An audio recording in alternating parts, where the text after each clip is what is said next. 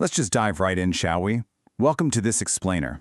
Today we're tearing down the walls of modern web apps to look at the absolute foundation, React components. If you've been wanting to really nail down your mental model of how user interfaces are actually put together these days, you are exactly where you need to be.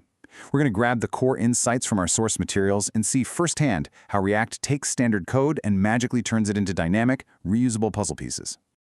Okay, here's our game plan for today. We're going to look at what these building blocks actually are, how we use functions to return HTML, the absolute must-know Pascal Case Rule, and finally, how to keep things tidy using fragments. So kicking things off with Section 1, the React building blocks themselves, let's look at the big picture. Our source material lays it out pretty simply. A component is basically a distinct, reusable chunk of a website. Think of it exactly like a Lego brick. Seriously, if you look at any modern web page today, it's not just a giant wall of code anymore. It's just a collection of these individual bricks snapped together. A navbar, that's a component. A simple button, component. A single chat message, you guessed it, component. React completely flipped the script by forcing us to think about websites as these self-contained little modules.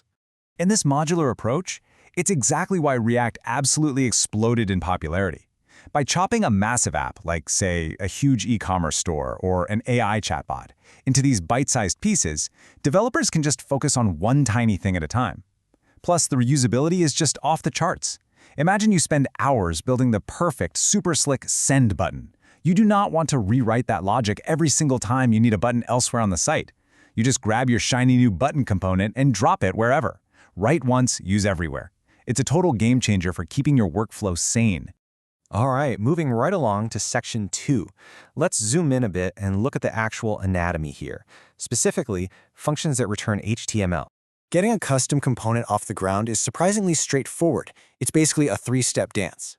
First up, you just write a standard, everyday JavaScript function. Nothing crazy. Second, and here's the twist, instead of returning some boring number or a text string, you actually return HTML right inside that function. And third, when you want to actually render it, you don't call the function the old-fashioned way with parentheses. You treat it exactly like an HTML tag. Just open a bracket, drop in your component name, and self-close it. Boom. This is honestly the real magic of React. These components are, at their core, just regular JavaScript functions, but they've been given a pretty massive superpower. They return user interface code. Our sources highlight a fantastic quote that nails this perfectly. A component is equal to a function that returns JSX, so it's a function that returns UI. Keep in mind, a normal JS function can return whatever it wants, but in React land, it only earns the title of component if it's returning that sweet UI code. Which brings us directly to JSX, or JavaScript XML. This is the special syntax that lets you smash your HTML directly into your JavaScript. Back in the day, developers treated JS and HTML like they were allergic to each other, keeping them in totally separate files. JSX came along and said, nope, we're putting the UI right next to the logic. It felt wild at first, but honestly, it's what makes building these things feel so fluid and natural once it actually clicks. Okay, but there are definitely some strict rules of the road here. Let's hit Section 3, the Pascal Case Rule. So when you are naming these components in React, you absolutely have to use Pascal Case. What does that mean?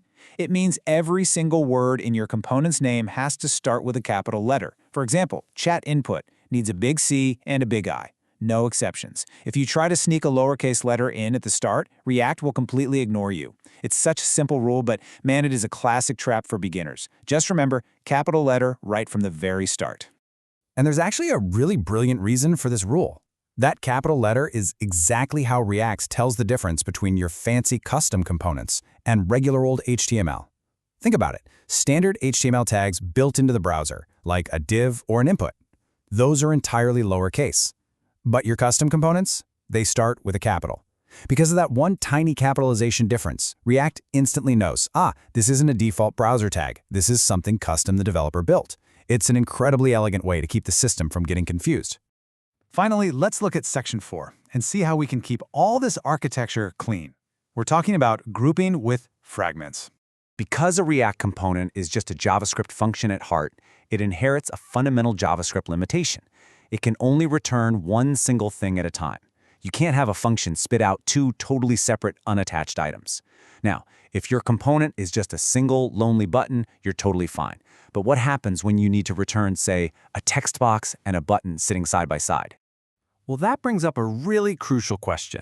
How on earth do we group these multiple elements together without cluttering up our page with useless wrapper layers? The old school HTML way would be to just toss them both inside a giant div container. And yeah, you can totally do that in React to cheat the single return rule. You wrap the text box and the button in a parent div, return that one div, and you're good. But there is a pretty massive catch to doing that. If you just reflexively wrap everything in divs, you are going to end up with an incredibly messy DOM. The document object model is basically the live structural skeleton of your app. If every single component adds an extra div just to group things together, your skeleton quickly turns into this deeply nested nightmare of useless layers that do absolutely nothing for your layout. Developers literally call it div soup, and it makes your code super hard to read and can even drag down performance. We need a way to group things for React's rules without actually dumping junk HTML onto the final page. Enter the fragment. This is React's elegant little loophole. A fragment is basically an invisible, empty set of HTML tags. You just type a less than and greater than sign to open it, and an empty closing tag at the end. It looks exactly like a normal HTML tag, except it has literally no name inside of it. What's so amazing here is how fragments solve a really annoying structural problem completely invisibly. When React reads your code, it sees the fragment, treats everything inside it as one neat little package, and says, great, the single return rule is satisfied. But, and here's the kicker, when React actually paints your website onto the screen, the fragment just evaporates. Poof! Only the actual good stuff inside it, like your button and text box, make it to the browser.